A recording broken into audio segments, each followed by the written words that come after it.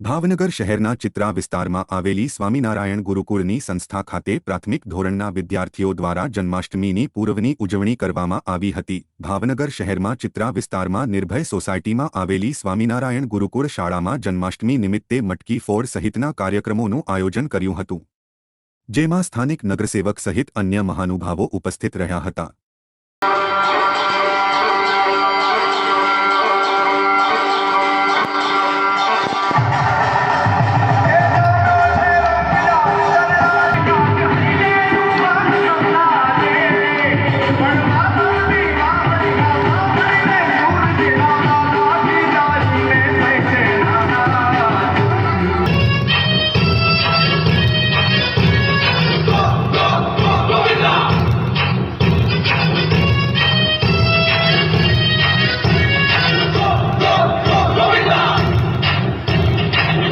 मटके झटके मारे हैं तू आज शोला तो